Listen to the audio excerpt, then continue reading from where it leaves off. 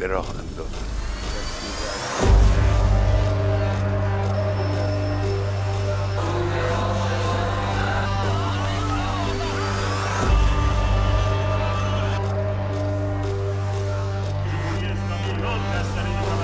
Tehran में तालिकानी street और यहां पहुंचे हैं हजारों लोग। तालिकानी स्ट्रीट पर 1979 से पहले अमेरिका का दूतावास हुआ करता था।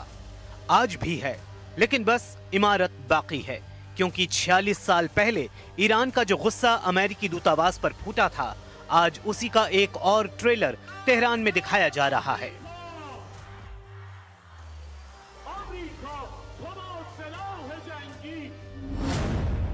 ईरान ने बता दिया है कि उसका दुश्मन नंबर 1 कौन है, वो अमेरिका या फिर इजराइल है।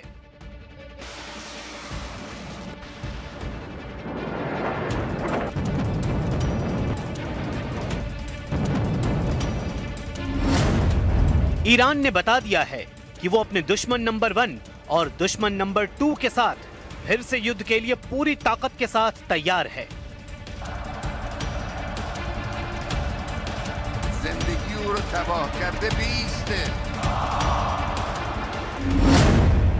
ईरान के सर्वोच्च नेता अली खामेनेई ने कह दिया है कि ईरान झुकेगा नहीं, ईरान डरेगा नहीं और ईरान से अब कोई टकराएगा तो बचेगा नहीं। ईरान के नए तेवर को समझने के लिए वहां की राजधानी तेहरान चलिए। तेहरान के तालिकानी स्ट्रीट पर जमा हुए लोग देखिए और समझिए कि आखिर ईरान के लोग क्यों अपने दुश्मन नंबर 1 और दुश्मन नंबर 2 के खिलाफ इकट्ठा हुए हैं। इसकी पूरी डिटेल समझने के लिए देखिए कि 46 साल पहले 4 नवंबर 1979 को क्या हुआ था। सब कुछ फ्लैशबैक में है।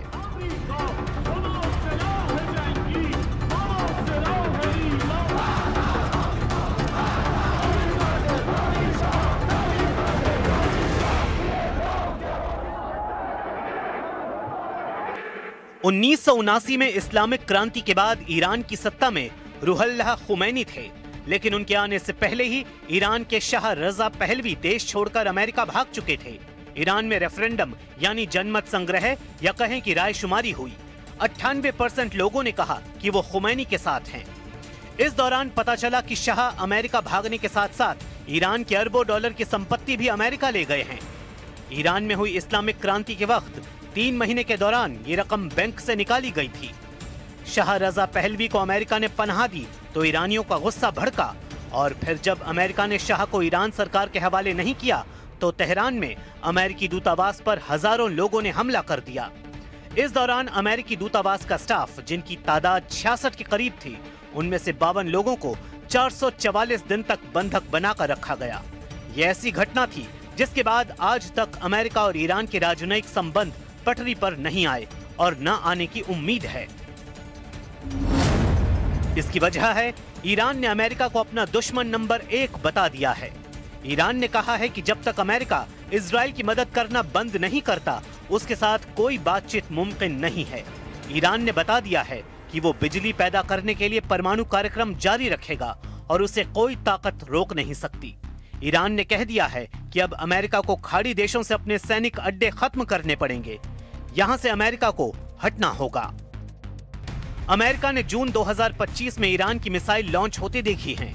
इजराइल ने ईरान की मिसाइलों से अपने शहरों को उजड़ते हुए देखा है। ईरान की इस ताकत में 8 गुना इजाफा करने की तैयारी अब पुतिन ने कर ली है, क्योंकि पुतिन और खामेनेई के बीच एक डील ने रूस और ईरान के हर दुश्मन को चारों खाने चित्त कर दिया है। इसलिए कहा जा रहा है कि ईरान को पुतिन वाली बड़ी ताकत मिलने जा रही है। खामेनेई और उनके कमांडरों का रुख देखकर साफ लग रहा है कि ना अमेरिका ना ही इजराइल के लिए ईरान से निपटना आसान होने वाला है, क्योंकि एक तरफ रूस से भारी समर्थन मिलने के बाद ईरान लगातार अमेरिका को आंख दिखा रहा है, तो दूसरी तरफ इजराइल के लिए उसने अपनी नई मिसाइल तैयार करके रखी हुई है।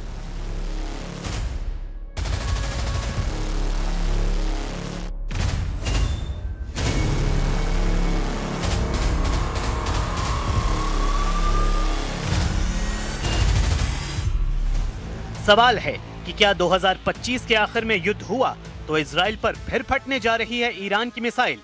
क्या ईरान इजराइल के बीच हालात बिगड़े तो तेल अवीव और हाइफा में फिर इसी तरह होगा हमला? क्या ईरान की मिसाइलों के आगे फिर ढह जाएगा इजराइल का डिफेंस सिस्टम? इजराइल पर ईरान के हमले को लेकर लगातार ईरान के कमांडर चेतावनी दे रहे हैं। रेवोल्यूशनरी गार्ड्स के नए chief major general Mohammad Pakpour ने ऐसी वार्निंग दी है कि नेतन्याहू और ट्रंप के पैरों तले जमीन खिसक जाएगी। ऐसा दावा ईरान में किया जा रहा है। कमांडर पाकपूर ने कहा है कि अगर इजराइल ने ईरान पर फिर हमला करने की गलती की तो ईरान की सेना इजराइल के लिए जहन्नुम के दरवाजे खोल देगी। मेजर जनरल पाकपूर की वार्निंग बता रही है कि ईरान ऑपरेशन ट्रू प्रॉमिस 4 को अंजाम देने के लिए पूरी तरह तैयार है। ईरान के इस बहुत ही ताकतवर कमांडर की वार्निंग डराने वाली है। सर्वोच्च नेता अली खामेनेई की चेतावनी के साथ साथ एक कमांडर ने डबल फ्रंट वाली चेतावनी दी है और कहा है कि 13 दिन के युद्ध के बाद अगला हमला दुश्मनों की जड़ें हिला देगा। जाहिर है खामेनेई और उनके कमांडरों का इशारा इजराइल और अमेरिका की तरफ है। मेजर जनरल मोहम्मद पाकपूर को मेजर जनरल हुसैन सलामी की मौत के बाद IRGC का कमांडर बनाया गया है।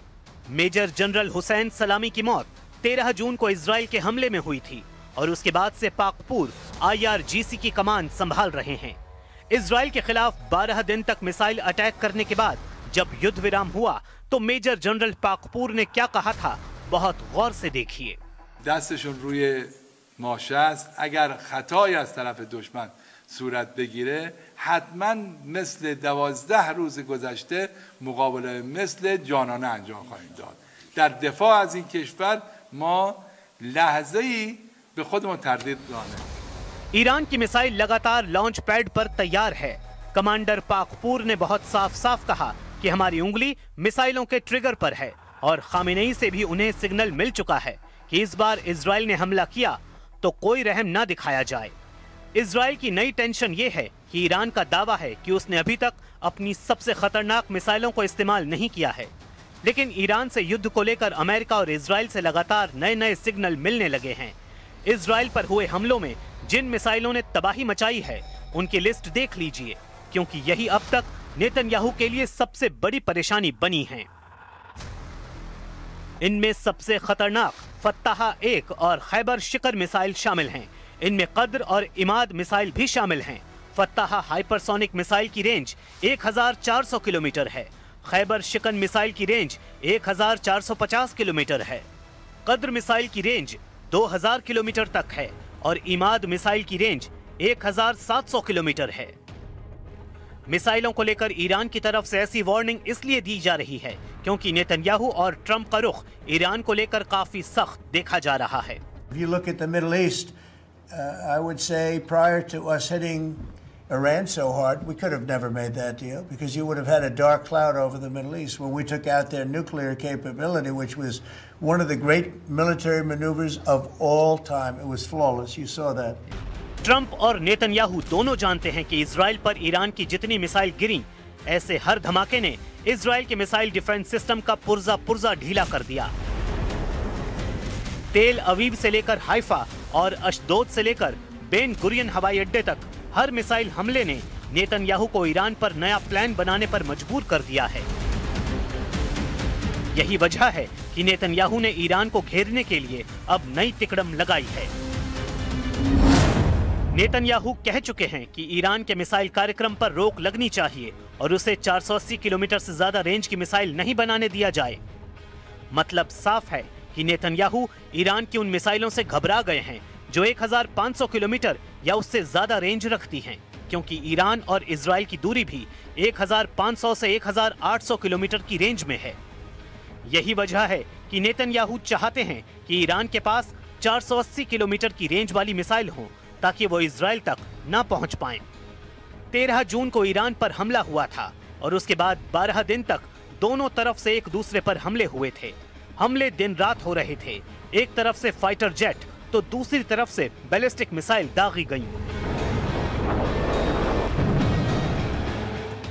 एक तरफ नेतन्याहू ने कमान संभाली जिसमें अमेरिका से भी पूरी मदद थी, तो दूसरी तरफ ईरान के सर्वोच्च नेता अली खामेनेई ने मोर्चा संभाला और तमाम मिलिट्री लीडरशिप खत्म होने के बाद फौरन सेना की कमान नए कमांडरों के हाथों में दी और फिर 12 दिनों तक ईरान ने बता दिया कि इजराइल की शुरुआती स्ट्राइक के बाद उसकी मिसाइल पावर बरकरार है। نیروهای مسلح و صنایع نظامی ما آماده داشتن، استفاده کردن، به کار بردن، بازم دارن، لازم باشه در وقت دیگر هم ازش استفاده میکنن. ईरान के तेवर बता रहे हैं कि उसकी मिसाइलें फिर तैयार हैं और ईरान पर फिर से हमला हुआ तो तेल अवीव और हाइफा बुरी तरह दहलेगा। ये वार्निंग ईरान से लगातार आ रही है। ईरान के बड़े बड़े जनरल लगातार इजराइल को वार्निंग दे रहे हैं। ईरान बार बार ये दावा कर रहा है कि उसने 12 दिन के युद्ध में अब तक अपनी पूरी ताकत का इस्तेमाल नहीं किया है और न ही अपनी नौसेना और IRGC की कुद्स फोर्स को तैनात किया है। और अगर ईरान पर दोबारा युद्ध थोपा गया तो इसका नतीजा इजराइल की संपूर्ण तबाही होगा।